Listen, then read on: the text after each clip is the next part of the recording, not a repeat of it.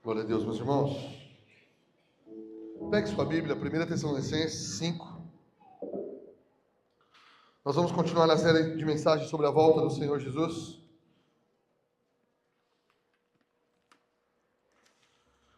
Primeira Tessalonicenses 5, do 1 ao 11, nós leremos nessa manhã.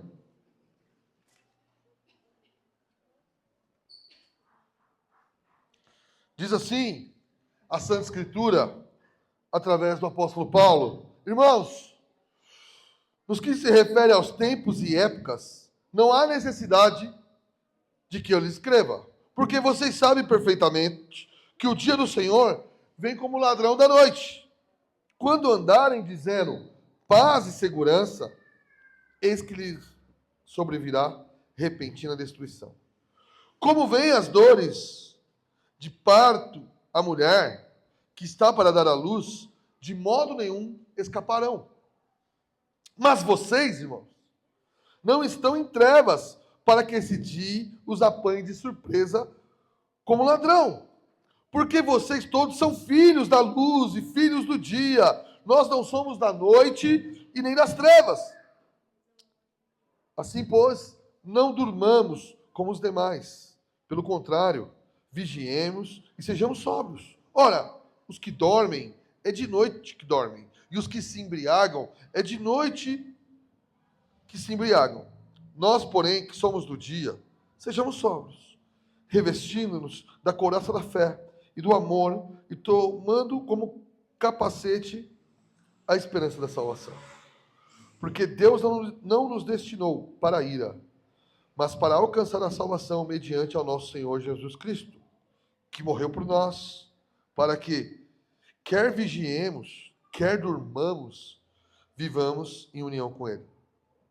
Portanto, consolem uns aos outros e edifiquem-se mutuamente, como vocês têm feito até agora.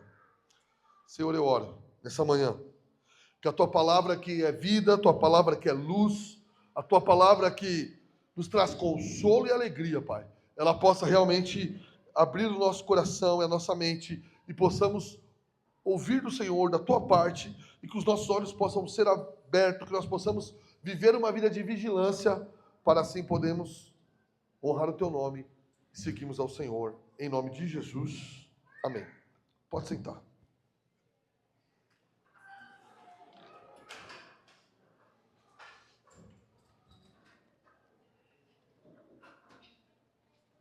O tema da minha mensagem hoje, ainda sobre a volta de Jesus, é vigilância ou ruína?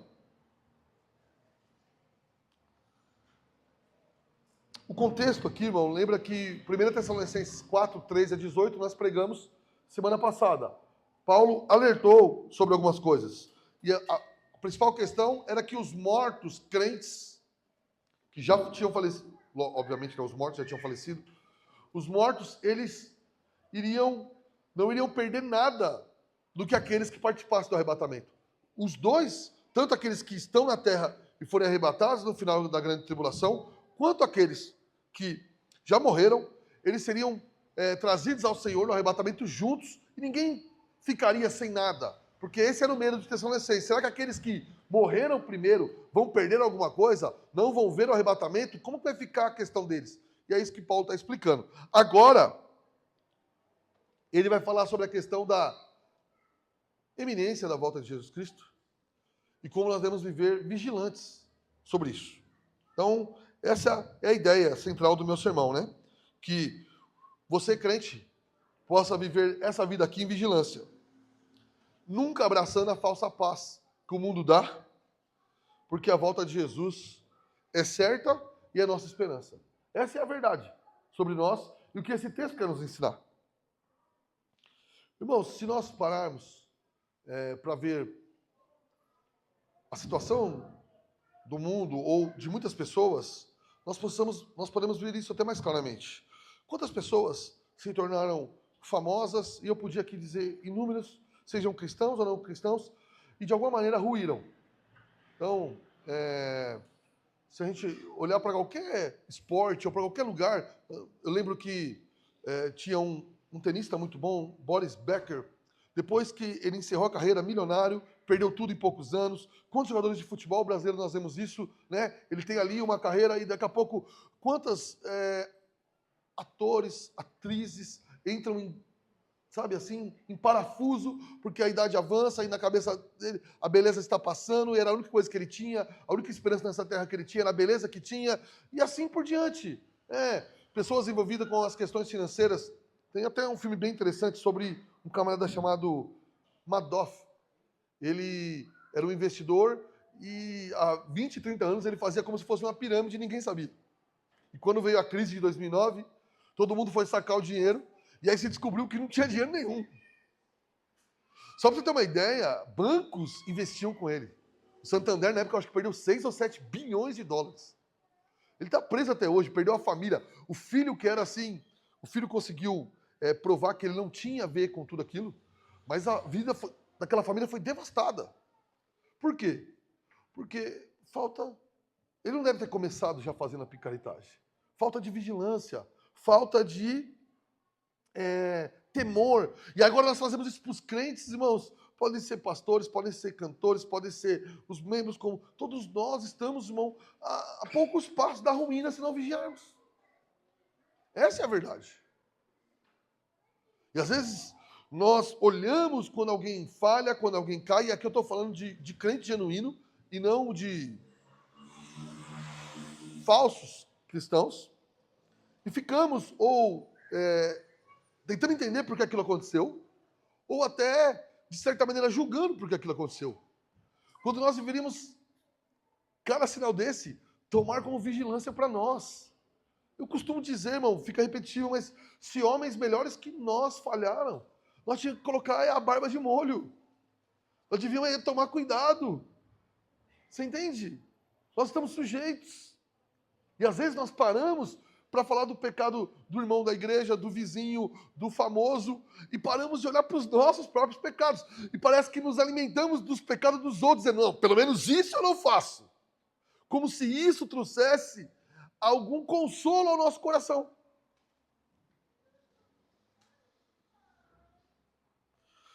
E essa é a verdade que nós vivemos, irmãos. Tanto pessoas não cristãs vivem como se não houvesse fim. Que um dia ela não vai acertar as contas com o Senhor. Seja na morte e principalmente seja na volta de Jesus Cristo. As pessoas vivem como se não... Eu já encontrei pessoas ditas cristãs que estão afastadas e até zombam de coisas. Não, agora eu vivo de qualquer jeito, eu vivo assim e tal, mas minha vida está melhor. Por quê? O que ele define como vida melhor? Ele foi ensinado prosperidade, que Deus está no dinheiro, e ele falou, eu saí da igreja, eu não sirvo mais ao Senhor, eu vivo uma vida que vocês chamam de pecado, e não só porque saiu da igreja, vive de pecado mesmo, de um monte de... Mas minha vida financeira melhorou. Como tem pessoas assim que eu tenho uma certa intimidade, e aí ele começou a me questionar, mas minha vida está melhor. Então, se Deus tivesse irado comigo, ele faria alguma coisa. Eu falo, então, se você está vivendo assim, Deus não está irado com você, é porque talvez você não seja parte dos dele. Hebreus 12 diz que ele corrige os filhos e julga os ímpios. É que talvez com você, ele vai acertar no juízo final. Apocalipse diz o quê, irmão, lá no final? Você que está limpo, faça o quê? Lembra do texto? Limpe-se mais. E quem está na sujeira? Se jogam. Se joga. Eu vou acertar com você no juízo final. Então, irmão, nós não podemos viver assim. Nós não podemos ignorar que um dia... Pastor, mas o senhor disse que não sabe quando o senhor vai voltar. Eu não sei mesmo, não faço ideia. Mas uma coisa é certa, ele voltará. E a segunda coisa é certa, você vai morrer. Não sei se te contaram essa história, mas você vai morrer. Pelo menos ninguém bateu na madeira, né?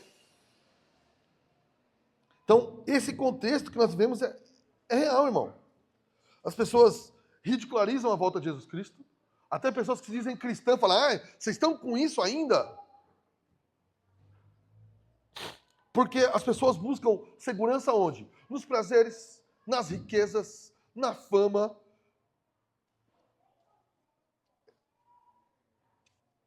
A gente vive até uma situação difícil, né? Antigamente, quem era famoso para nós, irmão? Quem aparecia na TV, certo?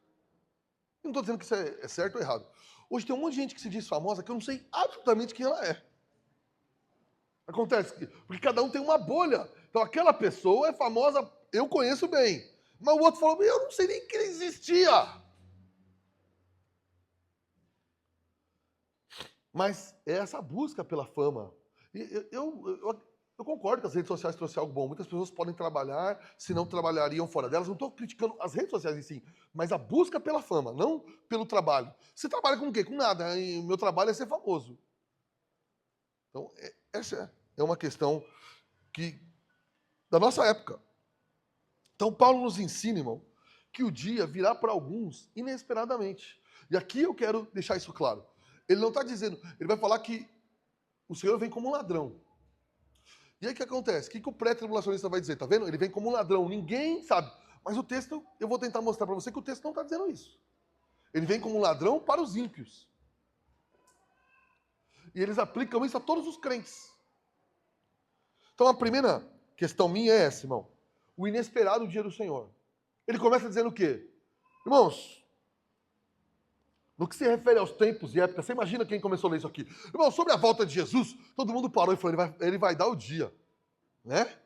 Irmão, sobre os tempos e épocas da volta de Jesus, cavou silêncio, galera. Paulo vai contar para nós o dia. E aí ele fala, não há necessidade que eu lhes escreva.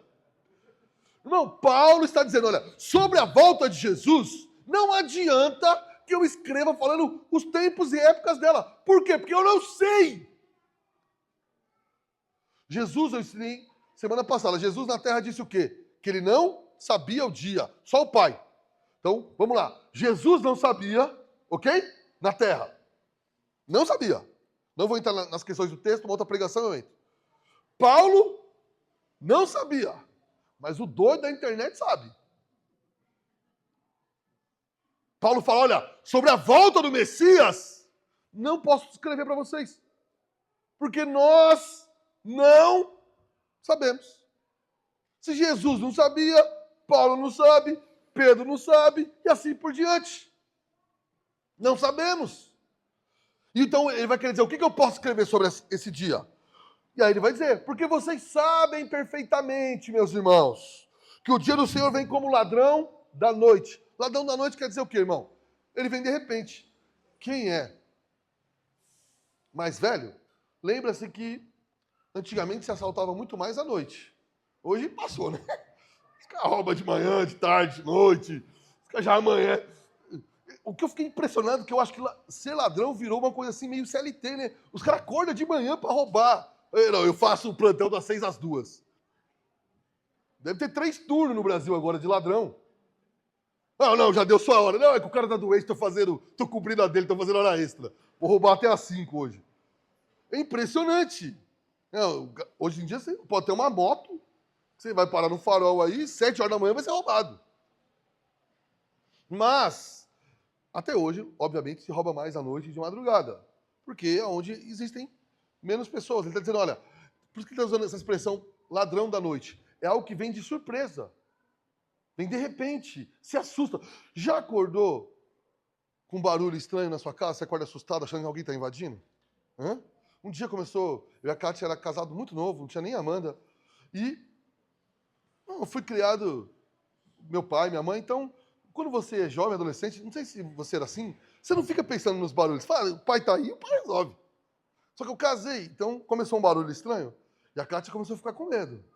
Darcy, tem alguém lá fora, Darcy, sei o quê, Darcy, sei o que lá. E no começo eu sou meio surdo, tá, irmão? E eu não escutei nada, mas de repente escutei uma barulheira. Eu falei, meu Deus, agora eu vou ter que dar uma de herói, 6 meses de casamento e vou morrer ainda. Oh, Senhor amado, por que eu não comprei uma arma? Dei uma de valente, peguei um pedaço de madeira, uma faca, saí correndo pra fora. Era 2 gatos brigando, irmão. Fique em paz que eu não matei os gatos, apesar de uma vontade imensa de fazê-los. Mas eu saí com medo, mas eu tinha que acalmar ela. Ela, a Kátia mesmo, estava com mais medo que eu ainda. E graças a Deus, louvei a Deus que era um gato e pude voltar a dormir. Mas nós tememos, porque está ali, naquele momento assim, dormindo, isolado, então vem de repente e te assusta. Quantos aqui se assustam em ser acordado do nada, de repente? Quantos aqui assustam? Eu assusto. Minha família sabe que eu assusto, que todo mundo entra num quarto assim. Que eu posso dar um pulo da cama e aí eu assusto quem está tentando me acordar. Mas, essa é a expressão aqui, que alguns serão pegos como de surpresa. Ladrão da noite, eles não prestam atenção nos sinais, eles não olham para essa, eles não se preocupam. Irmão, aí se aplica isso aos crentes, olha, ele vai vir como ladrão da noite, você vai ter que estar, se ele vai vir como ladrão da noite para nós, então acabou, nós vamos ser pegos de surpresa. E aí ele diz assim, olha, quando andarem dizendo paz e segurança, eis que lhe sobrevirá repentina destruição. Bom, ele está falando isso aqui para os ímpios. Quando eles estiverem dizendo, porque o crente, irmão, o crente, ele nunca acha paz e segurança nessa terra. Essa é a primeira coisa. Se você está achando paz e segurança nessa terra, se você acha que o seu convênio vai te livrar, lógico que é bom ter uma boa casa, ter um bom emprego, ter um bom convênio, mas nós temos que ter a dimensão que essas coisas, a Bíblia diz o quê, irmão? Se o Senhor não guardar, é em vão que trabalha o sentinela. Mas você percebe aí a soberania e a responsabilidade do homem? Ele também não diz, se o Senhor guarda, não precisa se preocupar. Não, o sentinela tem que guardar, mas com a expectativa que eu faço minha parte e Deus me protege. Em Marília tiravam muito sarro da nossa família, porque o marilense não fecha portão e nem a porta. Mas eu sou mauaense. Eu fechava o portão, passava o cadeado, trancava a porta e fechava a janela. E ele fala, pra que isso? Eu falei, não sei. Quem mora em Mauá sabe pra que serve isso. Se pudesse ter 2 cachorros, 3 armas, era melhor ainda. Mas o que é isso? Eles não esperam que essas coisas aconteçam. Mas aqueles que não encontram paz... Então, tanto que teve uma época que começaram a se roubar muito em Marília, porque alguém descobriu, algum paulista descobriu, que lá era muito tranquilo. E a galera foi para lá. Então é mais ou menos isso. Quem tem uma falsa segurança exagerada, ele vai sofrer. Então quando estiverem dizendo, olha, tá tudo certo, tá tudo tranquilo, e você fala assim, não, isso vai ser só na época do anticristo. Tudo bem, isso pode ser mais na época dele. Mas isso já está acontecendo. Cada ideologia que aparece, irmão, seja ela política ou qualquer coisa, ela está prometendo o quê no final? O que os políticos prometem, irmão? Os políticos prometem, todos eles, o que eles não podem entregar. O camarada vai lá e fala o seguinte, ó, quando eu assumir, as escolas vão ser maravilhosas, certo? O que mais? Segurança. E aí por diante. Quantos deles fazem isso? Todos. Porque uma coisa que nós gostamos de ouvir é o quê? Que vai haver paz e segurança. Mas não acontece. Então, isso é a falsa paz. Às vezes dão para nós uma falsa segurança. Entende? Se constrói uma narrativa dizendo que você está em paz, está seguro, mas ninguém sabe se isso está acontecendo mesmo. Então nós precisamos ficar de olho. Primeiro que o dia do Senhor, de certa forma, é inesperado, principalmente para o ímpio, mas a segunda questão, que essa falsa paz é a marca do ímpio, irmão. Ele olha para essa terra e encontra tanta coisa que ele se deslumbra, que ele fala, eu estou seguro. Aí ele começa a ganhar um dinheiro, ou arruma um emprego muito bom, ou a empresa dá muito certo, e ele fala, isso aqui está maravilhoso, isso aqui é o céu.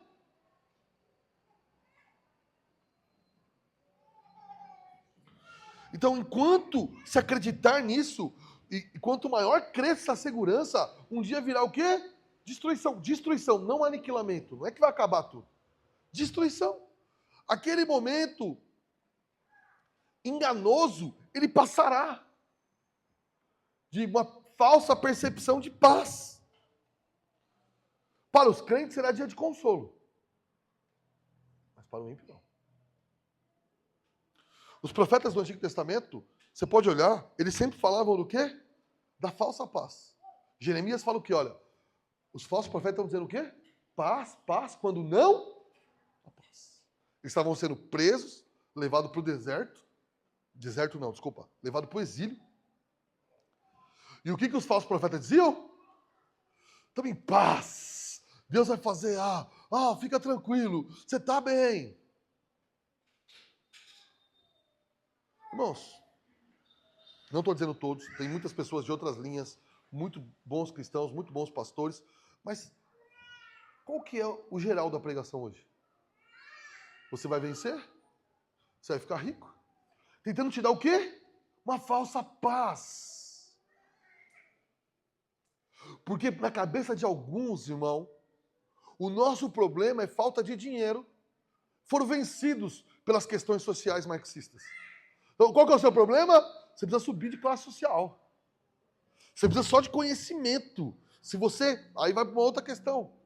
Quando você encontrar isso, vai te vir uma paz. E eu não estou dizendo que você não pode ascender, que você não pode melhorar de vida, você devia estudar, tudo ok. Mas isso não vai te dar a segurança que está sendo prometida.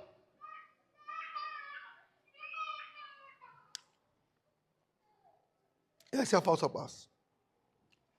Todos os profetas do Antigo Testamento denunciavam isso. Você tem que entender, irmão, que Satanás é bravateiro. Ele promete o que for. Ele prometeu para Jesus, dar todas as coisas para Jesus, certo? Ele podia dar? Não! É bravateiro, mentiroso. Promete aquilo que não pode entregar. Tenho certeza que os políticos, por exemplo, fizeram um cursinho no inferno. Promete aquilo que não pode dar, que não está nas mãos dele poder entregar ao povo. Uma falsa paz, uma falsa promessa. Os falsos profetas faziam isso porque Satanás é dessa forma. Aqueles, então, irmão, que confiam nesse mundo, lá nos primeiros séculos, tinha algo que chamava a Pax Romana. Então, Roma prometia uma paz. Se você era cidadão romano, você já leu isso? Quando batem em Paulo, ele fala o quê? Vocês podem espancar um cidadão romano? Aí todo mundo já falou, como é que é? Você é cidadão romano? Ele fala, eu nem comprei, é de nascença. Aí os caras falam, solta ele aí. Ele fala, não, agora não quero ser solto, escondido, não. Havia algo... Dentro do Império Romano, muitas coisas não podiam ser feitas. O que acontece no Brasil, onde o Estado não consegue trazer paz, irmão? É o traficante que garante a paz, sim ou não? Aqui, dentro da nossa comunidade, ninguém vai roubar. Falsa paz. Aí o cara tem alguma coisa roubada, ele vai falar com quem? Com o traficante. Não tem como você ver aí para os caras aqui devolver? Que loucura um negócio desse. Uma falsa paz dada por ímpios a nós, ou pelo Estado, ou o que seja.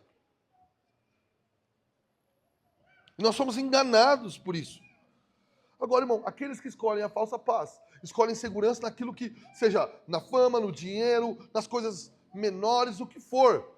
Tá? Irmão, se você mudar para uma casinha lá no fim do mundo, que as pessoas colocam uma foto de uma casinha lá no meio do mato e falam assim, isso é paz. Já viu isso? Quero ver se tem uma cólica renal lá. Você fala, isso é paz. 47 quilômetros pro hospital. Oh, paz maravilhosa. Já morou numa... Alguém que já morou numa cidade muito pequena? Alguém já morou? Eu morei numa cidade assim, ela era muito grande, irmão. Tinha assim 4 mil habitantes. A Cátia falou que tinha mais. Hoje tem o quê? Uns 10 mil? Quando nós moramos lá tinha uns 5 mil. Tinha quanto? 8 mil. Cachorro, cavalo e gato não conta. Mas tá bom, 8 mil. É aquele tipo de cidade, irmão, que se você deitar na rua para se matar, você não morre. Porque não vai passar absolutamente nada. Tem que criar uma outra maneira de você resolver isso. E o hospital mais perto era 18 quilômetros? 12? Bom, 12 quilômetros. Então, 12 quilômetros, você fala, não é muito. Não. Se você estiver tendo um filho, a mulher, é muito 12 quilômetros, sim ou não? Se estiver tendo cólica renal, 12 quilômetros é muito? Então, você vai ver que lá no meio do mato não é tanto, dependendo do que você tiver lá, não é tanta paz assim. Lógico que não tem o trânsito, que aqui é meio infernal, não tem outras coisas. Mas paz completa não tem como. Não vai encontrar. A paz neste mundo, do lado de cá, irmão, e a segurança total, ela jamais será alcançada. Somente o nosso coração só encontra paz e segurança em Cristo Jesus. E aí, depois dele deixar isso claro, olha, irmão, é inesperado e assim, principalmente ao ímpio, vem como ladrão, e agora ele vai falar do chamado dos filhos de Deus, a vigilância. Ele vai deixar claro que vem como ladrão, não por causa do arrebatamento secreto, vem como ladrão porque o ímpio não vai se aperceber. A partir do verso 4 ele vai fazer isso. Então ele terminou dizendo que, olha, Quando o mundo tiver como em dores de parto, como vem as dores de parto à mulher que está para dar à luz, de modo nenhum escaparão. Chegará um dia que esse mundo, o Senhor usou essa analogia, entrará em trabalho de parto, para o fim. E mesmo aqueles que estarão vivendo isso não perceberão que isso está acontecendo. E quando isso acontecer, é que está muito próximo do fim. Então ele falando o seguinte: quem não vai perceber? Os ímpios. Não os crentes. Tanto que ele vai dizer aqui, olha, mas vocês, irmãos. Ele disse então o resto para quem? Para os não crentes. E agora ele vai aplicar aos crentes. Mas vocês, irmãos, não estão em trevas. Então o que ele está dizendo? Então vocês vão perceber, para que esse dia não vos apanhe de surpresa. Vocês não estão em trevas, para que esse dia os apanhe de surpresa. Então ele está falando assim, ele não está falando de arrebatamento secreto aqui, irmão. Ele está dizendo que aqueles que não estão em trevas, acontecerá o que com eles? Eles vão perceber. E o ladrão da noite é para aqueles que não conhecem o Senhor, que vão continuar vendo a coisa entrar em caos, mas vão estar dizendo, não, paz e segurança. Estamos tranquilos. Vai haver um governante e vai resolver tudo para nós. Essa é a questão. Nós somos da luz, ele vai dizer. Então nós não vamos agir assim, irmão. E vigilância não é saber o dia. Vigilância é estar preparado se ele chegar. Então, um soldado, para ficar vigilante, ele não quer saber se vai ter guerra naquele dia. Ele tem que estar olhando se o inimigo vai aparecer. Assim somos nós. Nós não sabemos o dia, mas temos que andar vigilante. Temos que estar nos preparando cada dia mais. Preparando como? Nos santificando. Conhecendo mais ao Senhor. Com o nosso coração cada dia mais inclinado a Cristo e a sua palavra. E não tentando descobrir cada detalhe do que vai acontecer. Você não vai descobrir. Mas ele continua. Porque vocês todos são filhos da luz e filhos dos dias. Do dia. Nós não somos da noite nem das trevas. Então ele separa dois povos. Irmão, o mundo é dividido em quantos povos? 2. Toda outra questão, ou você está em Cristo Jesus, ou você está em Adão. Não há um terceiro local. Não, eu sou ateu. Está em Adão. Ah, não, eu sou não sei o quê. Não, fica tranquilo. Tá? Só há dois povos. Os do dia, os da luz, e os da noite das trevas. Então, qual que é o problema nosso? Qualquer pessoa que diz que Deus existe, nós falamos, está quase se convertendo. Mano, isso aí é só usar o lógico. Óbvio que Deus existe.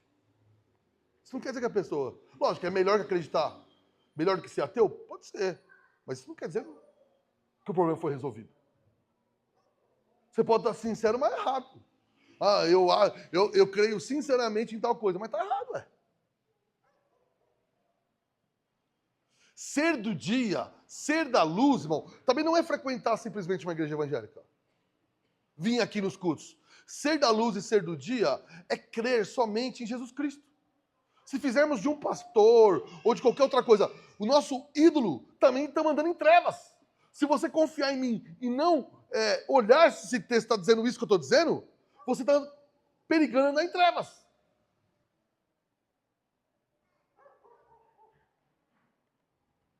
Nós não vivemos assim nas trevas, porque Deus iluminou nosso coração. Assim, agora ele vai colocar, primeiro ele vai dizer que nós somos filhos da luz, somos do dia.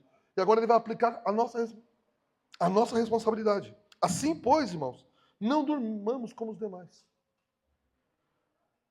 Não viva sonolento, não viva anestesiado pelas coisas desse mundo, se esquecendo que um dia você prestará conta ao Senhor. Um dia você estará... O que diz a Bíblia?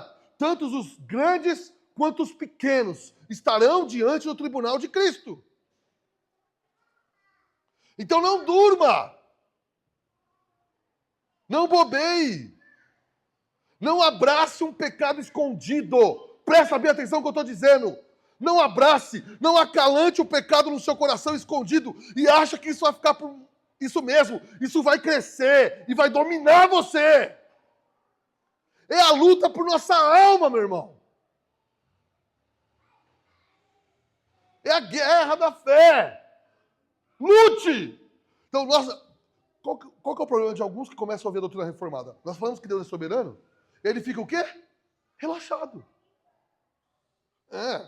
Eu vou viver de qualquer jeito, porque eu estou salvo mesmo. Deus é... A soberania, ela não tira. Nós cremos na eleição, tudo isso, mas ela não tira a nossa responsabilidade. Ajuste sua vida. Não acalante o pecado. Lute! John Piper, um escritor e pastor que eu gosto muito, ele falando a novos pastores um dia que iam ser ordenados, ele disse que o maior sinal de apostasia, e semana que vem eu vou pregar sobre apostasia é o abandono da fé, tá? Vou falar, não é não saber a verdade. Isso também é um problema, mas ele fala que existe um problema maior. É saber a verdade e abandonar uma vida de santidade. Então ele acha que assim, como eu sei, como eu conheço, então, para aqueles pastores, principalmente, 4, 5 anos estudando, então ele entende que sabe mais que todos os crentes da comunidade dele. Então ele fala, eu estou protegido de cair, porque eu consigo encontrar qualquer defeito, qualquer errinho, não que consiga, tá? Mas ele imagina, qualquer heresia, qualquer falha, eu sei o grego, eu sei o hebraico, eu sei ler o livro tal, eu já li não sei o quê, eu conheço, mas aí ele se preocupa tanto com isso, que até tem que se preocupar mesmo, mas esquece de viver uma vida o quê? De crescer em santidade. E aí ele não está percebendo que ele tá achando que a salvação é por mérito, pelo conhecimento da mente dele. E começa a abandonar a vigilância de si. Timóteo ele vai dizer aos pastores, cuide de si mesmo. Cuide de si mesmo. Eu aplico aos homens maduros dessa igreja, mais velhos, aos homens casados. Sabe, irmão, nós viemos muitos de nós, não todos, de uma realidade do quê? De paternidade espiritual. Lembra disso? Quantos aqui passaram por isso?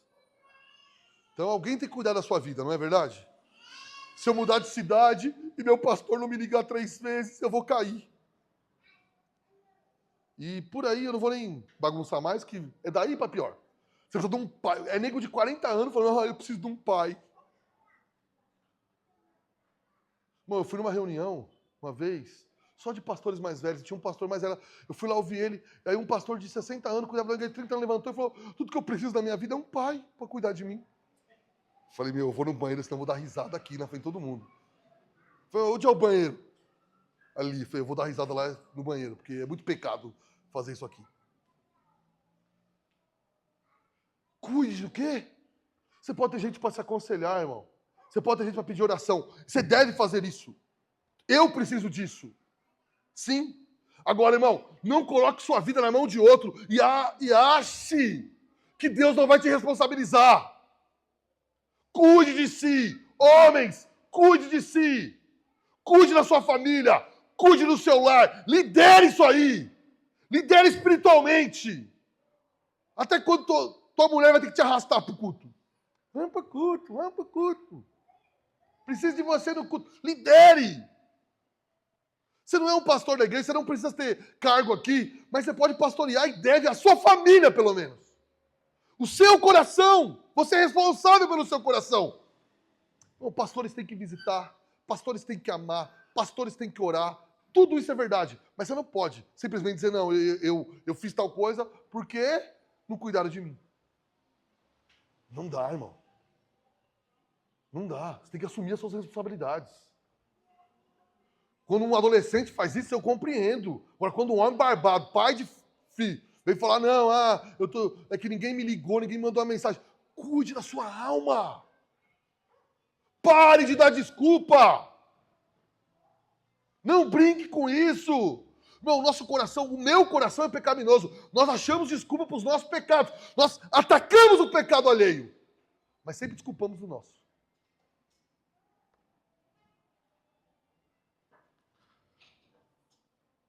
E ele diz, assim não durmamos como os demais, mas pelo contrário, vigiemos. Se tem uma palavra pentecostal que nós devíamos usar, é vigia, irmão. Vigia! Vigia mesmo, crente. Cuide da sua alma, cuide dos seus olhos, cuide do seu coração. Aí eu estou desanimado, por isso que eu não fui no culto. Tá vendo? Você não vigia. Então, levante essa cama. Ah, pastor, tem dia que eu estou desanimado. Não, todo mundo aqui tem dia que está desanimado, certo? E vou dizer mais. a fase da vida que você passa 3, 4 meses animado. Acontece com todo mundo. Acontece. Esse desânimo bate a porta do nosso coração muitas vezes. Agora, irmão, como nós temos que reagir ao desânimo? Eu vou ficar aqui deitado, vendo se alguém vem me carregar no colo. Preciso lutar. Se eu não estou conseguindo nada, você está chegando numa situação depressiva, peça oração. Peça para alguém passar e te buscar.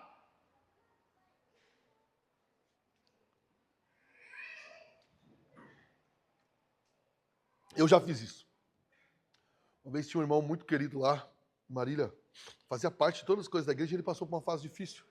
E ele ficou uns 2 cultos sem ir, eu mandava mensagem, aquela coisa, não, tá tudo bem, tá tranquilo. Tive um problema de não sei o quê, não sei das quantas. E aí eu fui comprar alguma coisa, encontrei a esposa dele no mercado, nós morávamos perto da igreja, e eu falei, ele falou, pastor, ele está muito abatido. Aconteceu tal coisa no serviço, aconteceu tal coisa na família. Ele só trabalha, volta e deita na cama. E era tipo um sábado. E eu falei, beleza. Foi o culto às 7 horas, beleza. Irmão, 5h30 da tarde. Eu estava na porta da casa dele. Ele falou, pastor, o que foi? Eu vim tomar um café. Entrei, sentei, falei, mano, eu sei que você está desanimado, eu sei que a vida é dura. Vamos fazer o seguinte, se troca lá, mano, vamos pro culto. Não vim te dar sermão, não vim te dar nada, só vim te carregar. Pode ser que um dia eu precise. Vamos lá. Aí ele falou, não, vai indo lá que eu já vou. Eu falei, não vai me enganar com essa não, velho. Eu já sou veterano nesse bagulho aqui. Só saio daqui com você hoje. Irmãos, em 2 cultos ele tinha melhorado. Às vezes as pessoas também precisam de nós, irmão. Há irmãos dessa igreja que precisam de você e de mim. Talvez você não precisa ir buscar na casa dele, mas você precisa falar, olha, eu estou orando por você. Olha, se precisar de alguma coisa, eu estou aqui. Eu tenho orado. Ó, aqui, a dona Mires, os irmãos sabem que ela fez uma cirurgia, ela precisa de oração. Você pode mandar uma mensagem para ela de vez em quando. Há outras pessoas que passam por tribulação e você sabe, faça sua parte, irmão. Eu entendo que talvez não dê para visitar, a vida está muito corrida, mas você pode orar, você pode enviar uma mensagem, você pode se importar. E antes disso, você tem que fazer isso com a sua própria vida. Os crentes devem viver assim. E aí, ó, verso 7. Ora, os que dormem, é de noite que dormem. E os que se embriagam, é de noite que se embriagam. Bom, no primeiro século, era uma das coisas mais horríveis. Ainda, eu sei que a gente não gosta muito disso, mas virou mais comum. Alguém beber algo alcoólico pela manhã. Ainda nós temos ainda um pouco disso, mas já passou. Você vê alguém já tomando uma pinga de manhã, você fala, ó, louco, nem amanheceu. Então ele está dizendo o seguinte, se alguém bebe, vai beber o quê? À noite. Quem se embriaga é da noite. E ele está querendo dizer, nós somos do dia. Não quer dizer que as pessoas não ficavam acordadas à noite. Mas nós não somos assim. Nós não esperamos a noite para sermos felizes e nos anestesiarmos com o pecado. Bom, o ímpio, ele vai combinando como ele vai pecar no final de semana. Eu trabalho para sábado e domingo se divertir. Isso não é a verdade. Você quer o linguajar claro? Eu trabalho para sábado e domingo pecar. Para mim me encontrar com alguém, sair com mulheres, beber, fazer... E aí depois, durante a semana, é para mim ter dinheiro para pecar no final de semana. Para se anestesiar. A próxima baterista da igreja.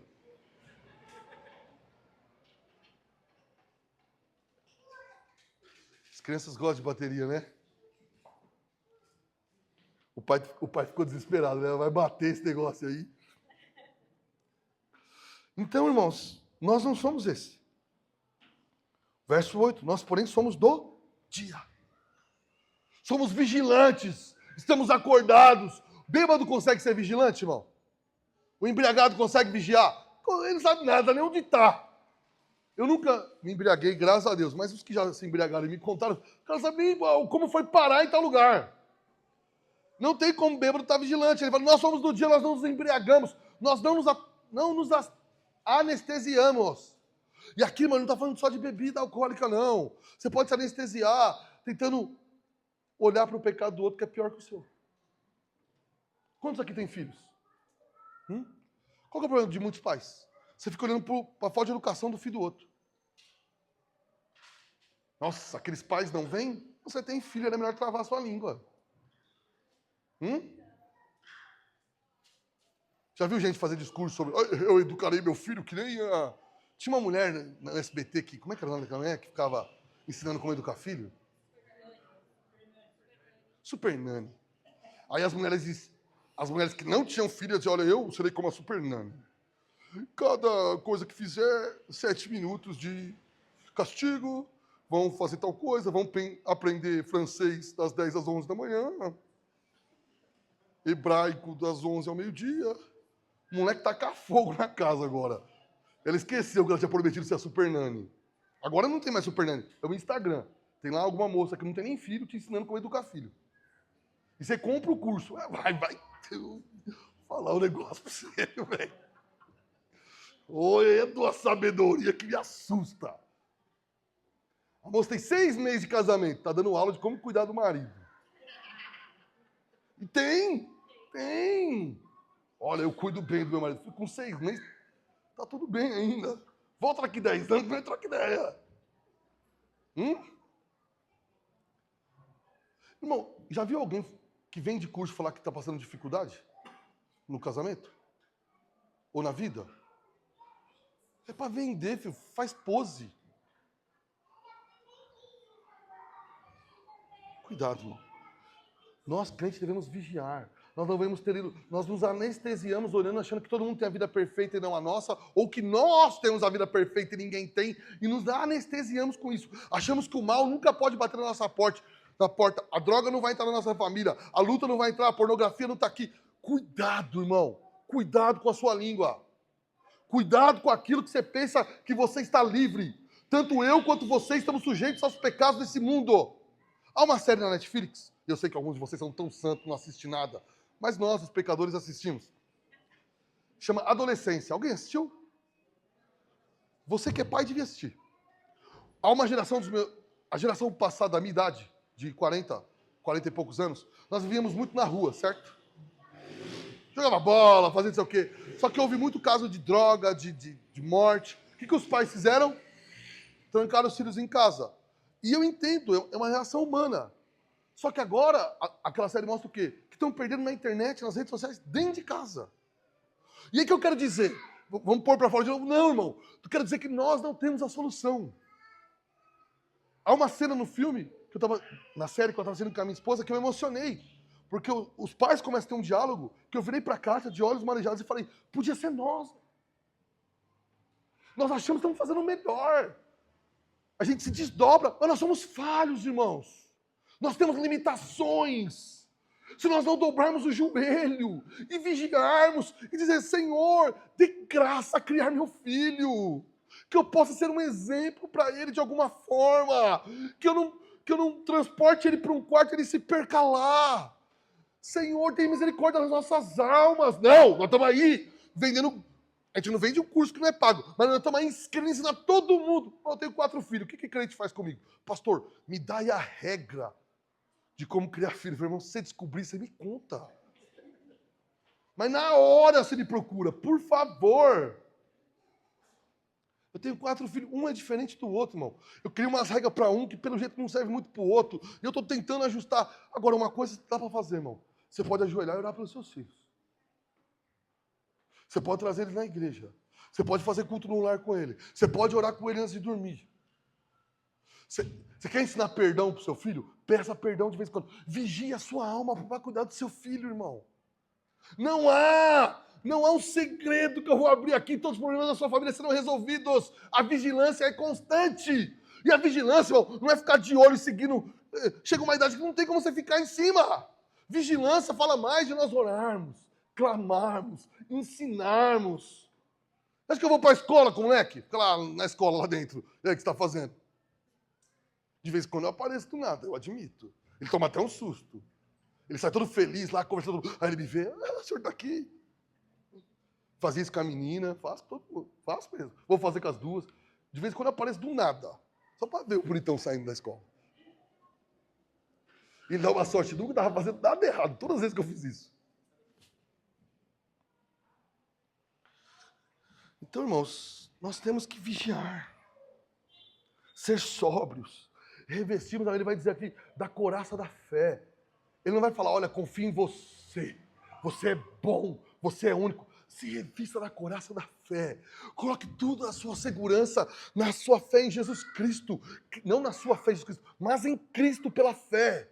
Confie nele, se apegue a ele, lute em oração, lute contra o seu pecado, lute contra as suas debilidades, lute contra as suas dificuldades, lute em oração. Chore diante de Deus. Nós vemos alguém sofrer, tivemos aí um pastor muito conhecido como o Paulo Júnior, passando por dificuldade. Todo mundo quer ficar, alguns pediram tranquilo, mas principalmente quem não é aqui da igreja, que me conhece na internet, quer que eu fique dando opinião. Eu não sei. Quando eu vejo alguém como ele passando por luta, irmão, eu cria temor no meu coração. Eu não quero saber dos pecados dele, porque quando eu olho para o espelho, eu vejo o meu pecado, a minha luta. Que se eu não cuidar, vai crescer e vai me dominar. Que eu posso fazer orar por ele, pela igreja dele. E que Deus possa sustentar todos eles que estão sofrendo. Eu não sei a solução, porque às vezes eu não encontro solução para o meu pecado. E aqui, irmão, não estou falando de pecado, você está falando de adultério, roubar dinheiro. Não! Do meu mau humor que aflige minha família. Você é mal-humorado de manhã? Que nem eu? Eu sou. Irmão, se eu acordar às 6 da manhã, se um dia você me encontrar às 6:30 da manhã, irmão,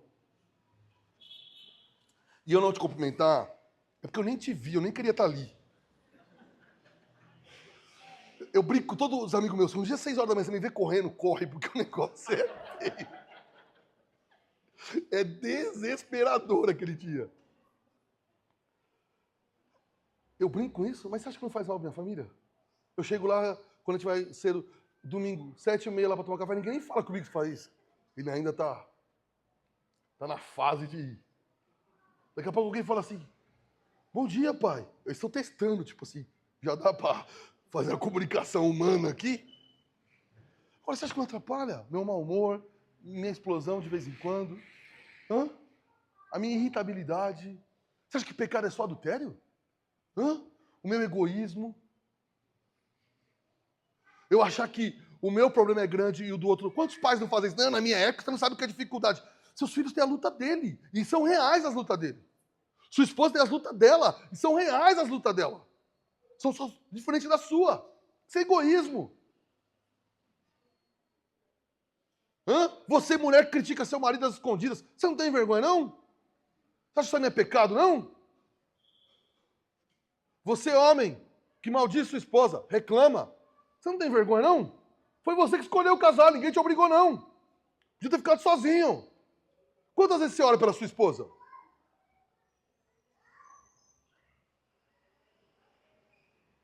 Não, nós ficamos aí contemplando, queremos achar pecado grande. Não, vamos a procurar pecado, não se acha em você. Hã? Vamos aumentar aqui a lista de pecado? Murmuração. Por que você reclama tanto da vida? Aí o que você quer que eu faça? Ou alguém faz com você? Olha, aí pega uma foto de uma criança sofrida, que é difícil, fala, olha, tem gente que tem a vida pior, não reclame. Você acha que é assim que se resolve? Então tá bom, vamos ficar caçando vida pior. Porque tem gente que aconselha assim, né?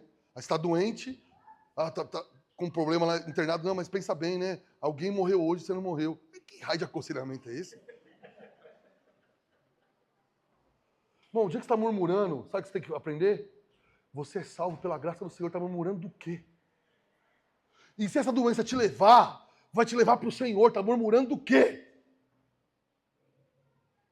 Deus guardou você, está aqui hoje vivo, por quê? Por que você está aqui hoje? Você não está jogado no pecado? Ou porque você já não morreu? Porque Deus guardou você. Por que esse casamento seu não acabou? Porque você é bom? Porque Deus guardou esse casamento. Está murmurando por quê então? Não precisa ficar mostrando ou ficar dizendo, olha, você tem um bom carro. Bom, se você ficar alegre, você tem um bom carro, um dia alguém pode roubar, sabia disso?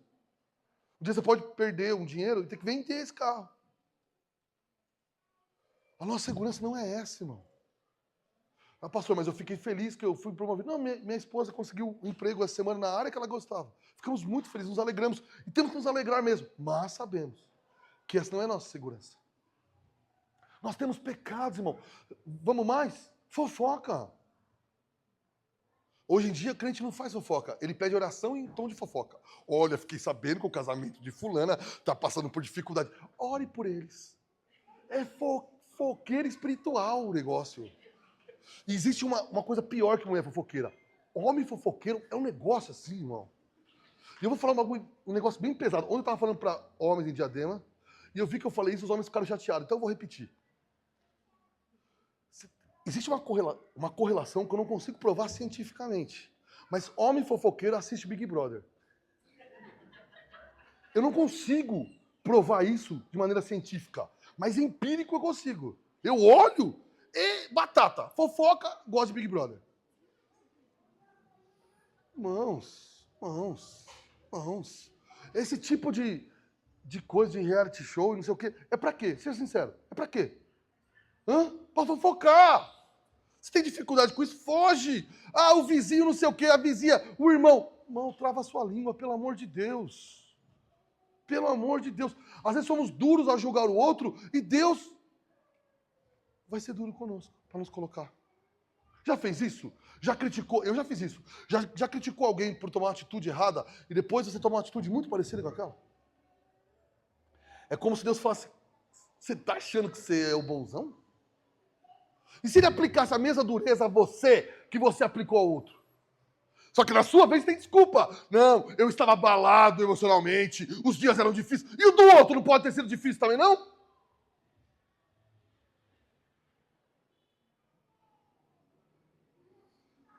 Cuidado, irmão. Cuidado. Ser sóbrio é quando você contemplar o pecado no outro, você olhar e ver passando por dificuldade. Gente de Deus, gente crente, você poder olhar e falar, Deus tem misericórdia de mim. Eu vou lá orar. Sabe, irmão, há duas relações com o crente que não pode sair. Nós temos que olhar para o Cristo crucificado. Nós temos que olhar para a nossa eleição nesse Cristo. Que Ele nos salvou, que Ele nos escolheu, que Ele nos chamou e encheu o nosso coração de alegria. Você entende isso? Podia ter sido o outro, não há motivo nenhum bom em mim para Ele ter me salvado. Ele deveria, humanamente falando, não ter me salvado, mas Ele me salvou. Só que essa questão, rapidamente, pode nos tornar orgulhosos. Eu sou salvo, os outros não são. Eu sou bom, eu sou reformado, eu sou teólogo, eu leio livro, eu não sei o quê. E nos tornamos o quê? Orgulhosos. Quando isso estiver acontecendo, irmão, tira os olhos da eleição sua na cruz do Calvário e olha para a cruz do Calvário e pense que Ele está lá crucificado por causa do seu pecado, do meu pecado. Que apesar do Cristo ter morrido pelo meu pecado e pelo seu, pelo nosso mau humor, pela nossa fofoca, nós continuamos fazendo. Contemple o seu pecado. Contemple o horror do seu pecado. Tendo filhos, passando por dificuldade e falando mal daqueles que estão passando dificuldade. Julgando aqueles outros. Sem nunca ter orado. A hipocrisia, irmão, é pecado. Fingir que não tem dificuldades, que não tem lutas. Parecer santo e bom. Isso não é vigilância. Os hipócritas caem, irmãos.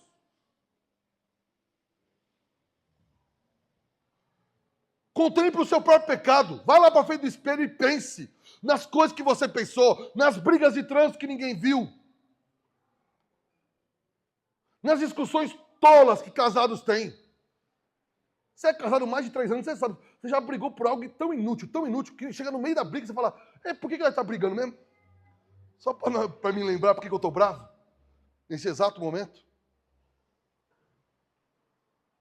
Nós temos que olhar para o nosso pecado e sofrer pelo nosso pecado e não pelo dos outros. Olha o que aconteceu, é porque eles não vigiaram. E você acha que você está falando dos outros? Isso é vigilância?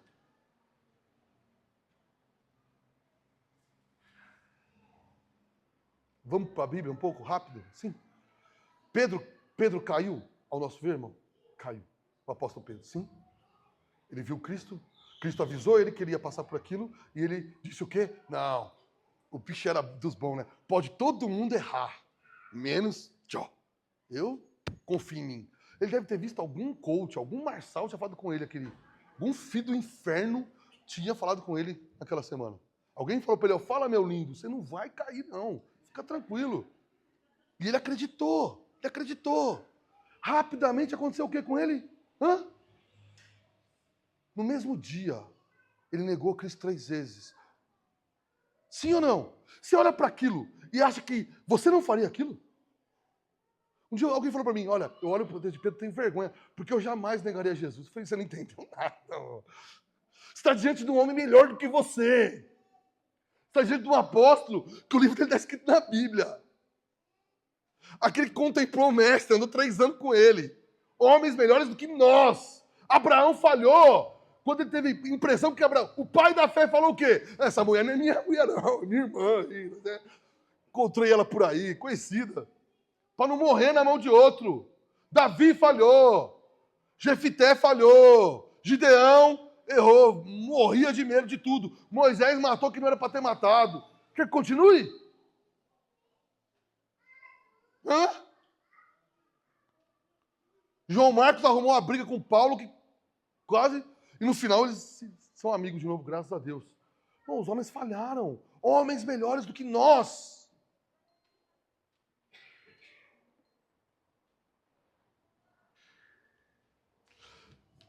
Quando essas coisas acontecem, é para nós vigiarmos.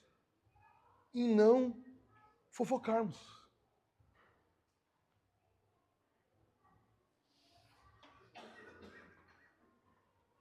Aqueles que não vigiam passarão por tempos difíceis. Porque aqueles que vigiam também passarão, mas eles serão sustentados. Cuidado, meu irmão. E ele diz, ainda no verso 8, revestindo a couraça da fé e do amor e tomando como capacete a esperança da salvação. O que nos protege aí a mente, ou o capacete, o que for? A esperança da salvação, a esperança da volta do Senhor e a completa salvação em Cristo Jesus. Nós somos salvos hoje, mas só será completo isso quando Cristo voltar.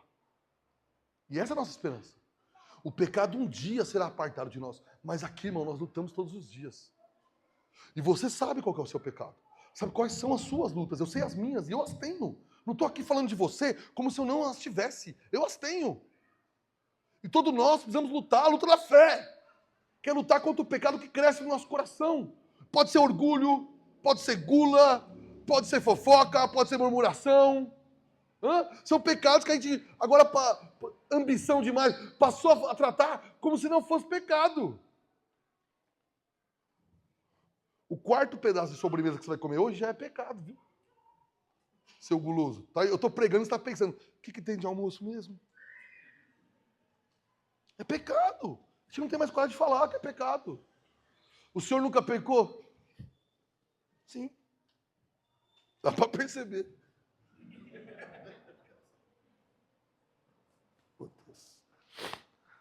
Viva vigilante, irmão. Abandone o seu pecado. Lute contra o pecado. Seja ele qual for. Não esconda. Entendeu? Há questões de redes sociais, conversas escondidas na internet, pornografia. São questões mais masculinas, mas as mulheres passam. Mas há tantas questões femininas também. Sabe, começar a achar que o homem ideal é aquele da internet, começar a diminuir o seu marido. Você acha que isso aí não é um tipo de... quase a mesma coisa? Não, o bom homem é aquele lá. Como se isso aqui não fosse. Parece estar desejando um outro homem. É uma ilusão. É olhar para algo vendido na internet. E quem está vendendo, finge que está tudo certo. Já viu que influência não acorda chateado?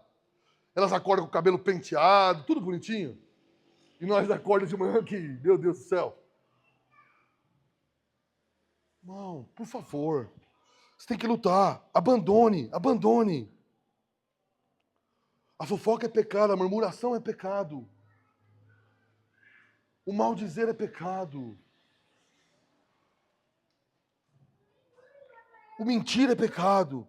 Esses dias eu vi alguém falando na internet que ele mentia algumas coisas para os irmãos, porque ele estava mentindo para a glória de Deus, para os irmãos não ficarem chateados.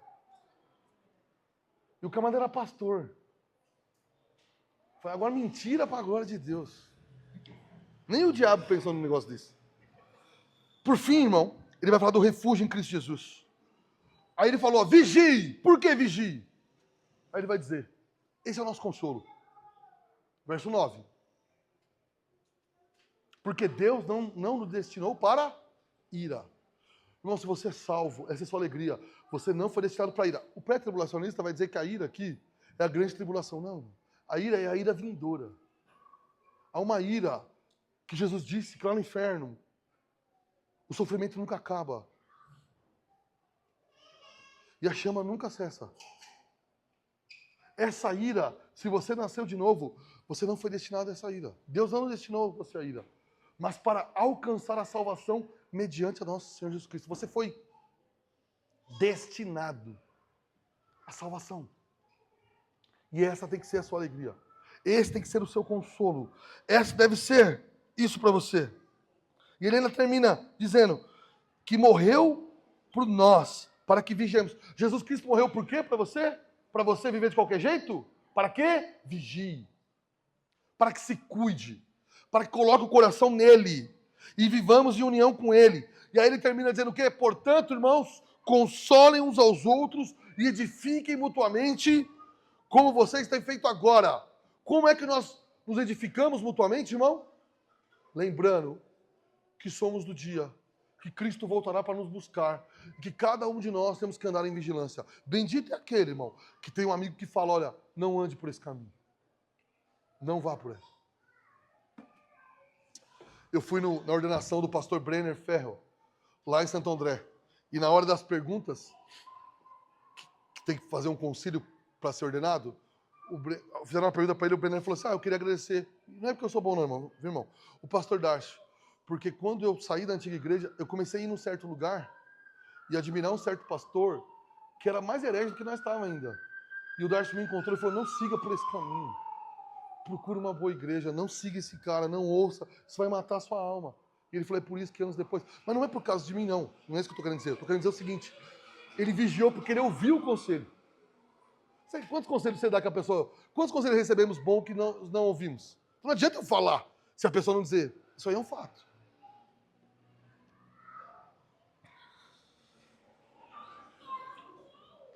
Nós crentes, irmão, precisamos edificar um ao outro para vencermos nossas lutas. Precisamos, às vezes, dizer para o outro, acorde, irmão. Vamos lá, levanta, tem orado. Vamos lá, meus irmãos. E nunca esqueça, irmão. Eu não vou precisar dar exemplo aqui.